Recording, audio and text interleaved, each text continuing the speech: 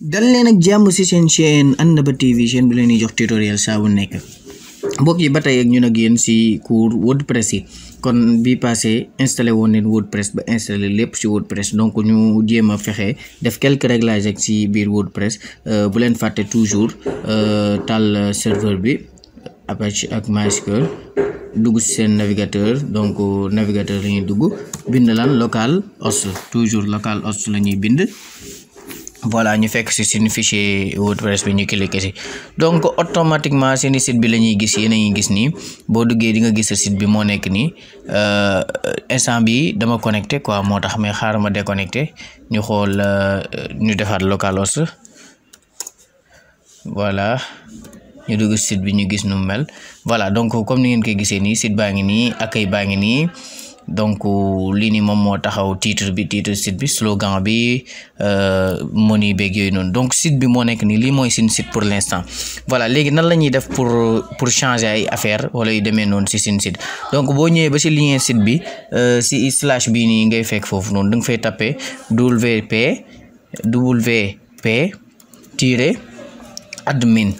pour nga dugg ci biir administrateur bi donc comme ni ngeen ko gisee ni wp-admin donc nga gis page pour connecter comme administrateur pour mën a changer ay affaire ci biir sa site web donc nga dugal li nga sa nom d'utilisateur bi nga dugaloon bi ngay créer site web bi boo fàttewul sama nom d'utilisateur Mor Mbaj 98 la woon mot de passe bi nekkoon 1 2 3 4 5 6 7 8 yow sa bos bi nga dugaloon ngay dugal donc mu ngoog donc sa souvenir de moi comme ça bana yoon su ma ñëwaatee du ma laajteeti information yi donc connecté naa maa ngi ci tableau de bord bi voilà donc yii nii yëpp dinañ ko jàngalante comme niñ ko waxoon donc vidéo bi tey bi pour quelques réglages rek yoo xamante ne dañ koy def ci ni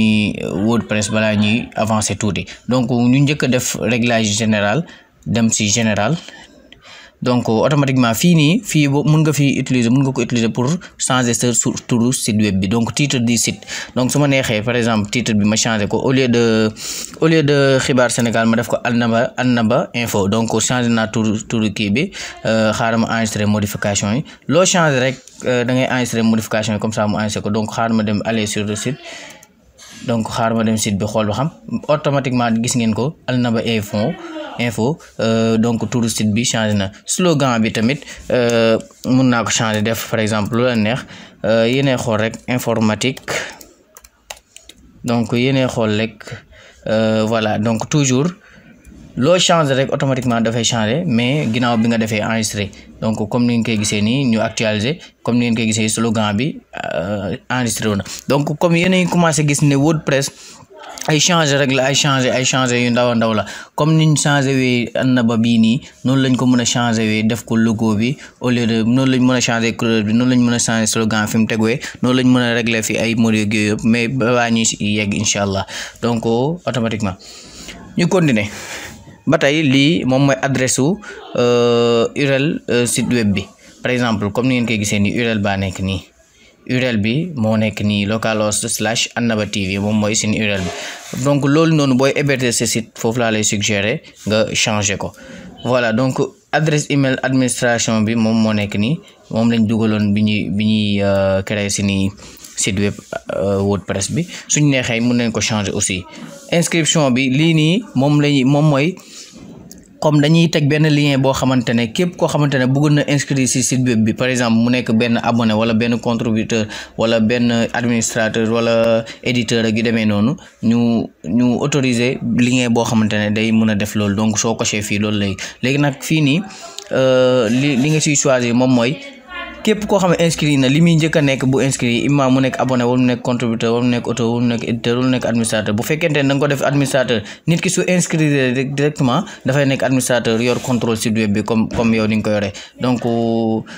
moo tax ñu la koy suggérer defal la ko abonné comme ça nit bu inscrit dafa nekk benn genre abonné donc day jot lépp loo xamante ne day ñëw ci site web bi voilà automatiquement fii tamit moom mooy langage du site web bi langage mën nga ko changer soo neexee par exemple nga def ko arabe toujours boo defee benn changement da ngay def enregistrer donc langage site web bi day changer ak langage administrateur bi yëpp lépp ay changer nekk langue bi nga xam ne moom nga choisir comme ni ngeen koy gisee ni arabe bi ñëw na donc au lieu de français donc comme ni ngeen gis ne ay arabe lay bind donc changement day am si biir site web bi comme ni ngeen koy gisee yii yëpp arabe lay mujjee doon yéen a ngi koy gis nii gis ngeen administrateur arabe lay doon yéen a ngi gis lii yëpp arabe lay mujjee doon léegi nag li tax yii nii gisoo leen mu nekk arabe loolu après dina leer si leçon bi nga xam ne mooy ñëw incha allah parce que yii ay publication la yoo xamante ne yéen a ngi fàttaliku bi ñuy télécharger wordpress bi dañoo télécharger woon wordpress en français donc publication yi day nekk automatiquement en français loolu moo tax bu fekkonte ne wordpress en arabe lañu télécharger publication automatiquement en arabe donc li ñu changé fii nii moom mooy information yi ni muy feeñee fii nii wala menu bi ni muy feeñee ak yooyu noonu arabe lay mujjee doon donc ñun duñu arabe yi comprendre nañ dara si lii lu muy wax léegi nañ ko changer def ko français comme français lañ comprendre voilà yaakaar naa lii moom mooy enregistré voilà donc ñu enregistré voilà delluwaat neen seen site web bi comme ni meloon ñu ngi tolloon langue du site donc langue bi français la fuseau horaire donc ñu xool ban heure lañ fay def par exemple heure Paris wala heure Sénégal wala voilà donc yaay xool fuseau horaire bi nga xam ne moom moo la arrangé wala moom moo nekk sa dëkk nga def ko donc nga rechercher si menu bi nii di nga fa seet di nga fa gis sa dëkk wala fuseau horaire bi nga xam ne moo la arrangé sa dëkk yow Afrique comme ni nga koy gisee nii par exemple attendez ñu seet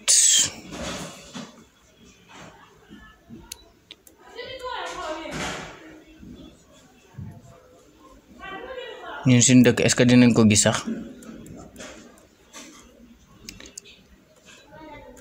donc dañoo catégoriser affaire yi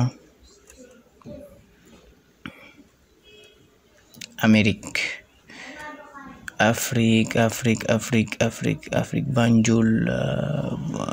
Accra Conakry Dakar voilà mu ngoog donc Dakar fuseau horaire Dakar Dakar laa doon seet mu ngi noonu donc su ma defee enregistrement bu Dakar bi la ñuy